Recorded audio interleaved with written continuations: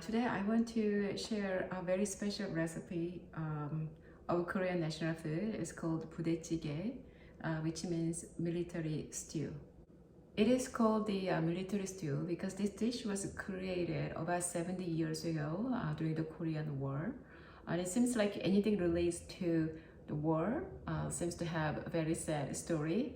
And this dish, military stew, is not an exception. Actually, it's my grandparents' generation. Right after Korean War, the Korea was one of the poorest country in the world. Literally, there was nothing left to eat. So people had to feed their children and had to survive. So what they did was they went to American military base, and anything that is coming out of the military base or the trash from the restaurants, they dig into this trash and found anything edible that they could make a dish out of it, and that's how they made it. Why do I want to share this recipe and how to make this dish with you? Because today is May 1st, and May is the month of Asian American Heritage Month, but also in the May we have Memorial Day. So I thought it would be a really good opportunity, good chance, very timing to introduce this dish, military stew. When you make this dish, remember there are three components of ingredients. First of all, that stuffs they go into the stew, and then there is a sauce, and there is a couple of ingredients that you want to put at the finish.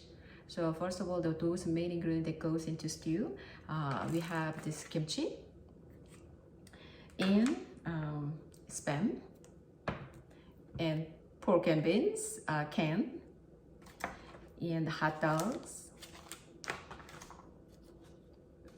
tofu,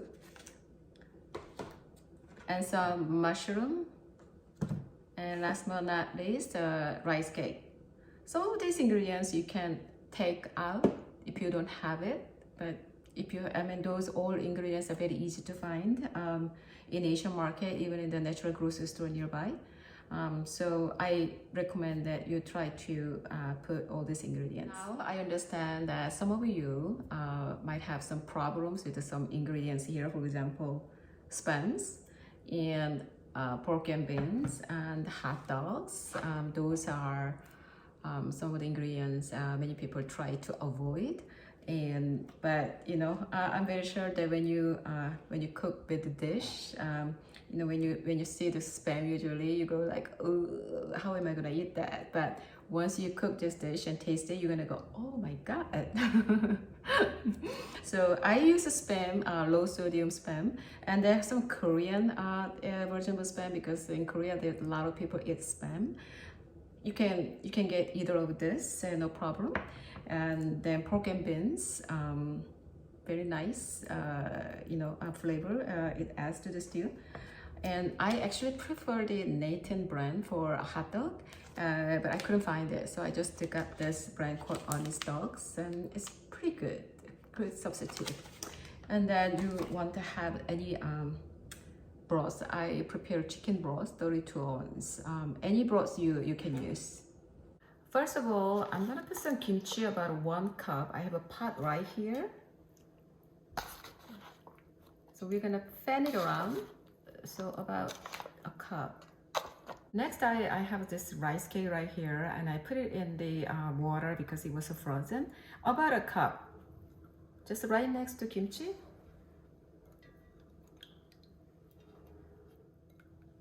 And now I have this mushroom, just to slice it, and I'm gonna add it in the pot.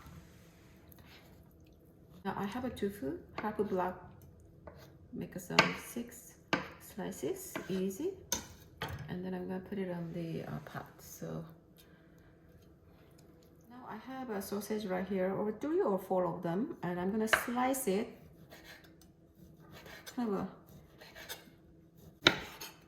we're gonna put the sausages also on here, right next to between mushroom and tofu. So the spam I'm gonna cut it in half and use only half of it, and just slice it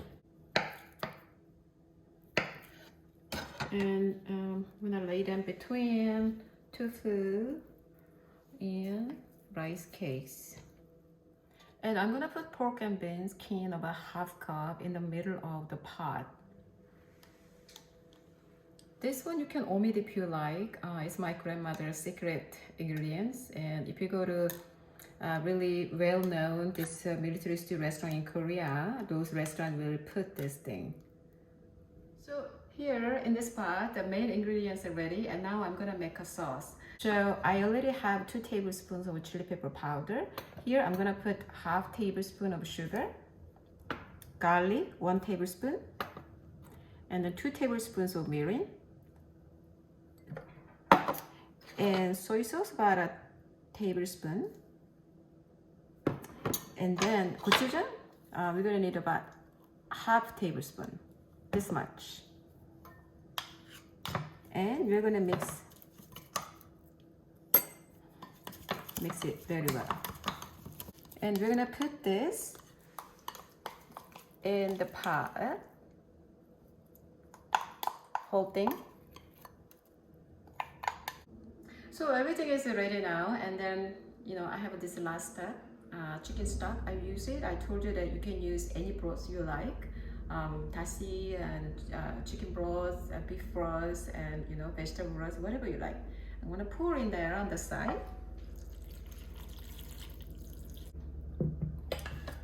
And I'm gonna start fire and wait until it starts boiling. See, it's really boiling. So once it starts boiling, reduce the heat and then keep simmering for a while. And then let me try this soup.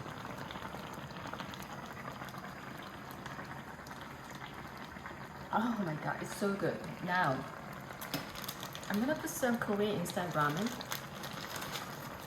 whole thing in the middle. Let me get another spoon, brand new spoon, and then just to put some juice in there and put all together. This ramen noodle is gonna take about a couple of minutes to cook. It looks like ramen noodle is almost done. Now it's not over yet, so I'm gonna put this cheddar cheese. I'm gonna put 2, why not? And some, last but not least, green onion. And just wait a bit until cheese starts melting down, and you want to turn it off. I'm ready to eat now. Oh, I'm so excited. Let me go get some ramen and cheese.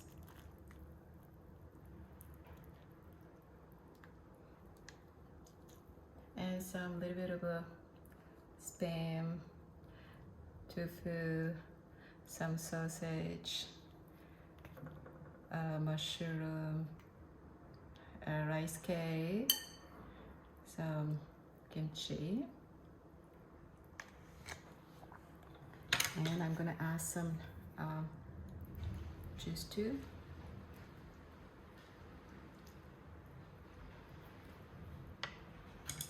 Are you ready? I am ready.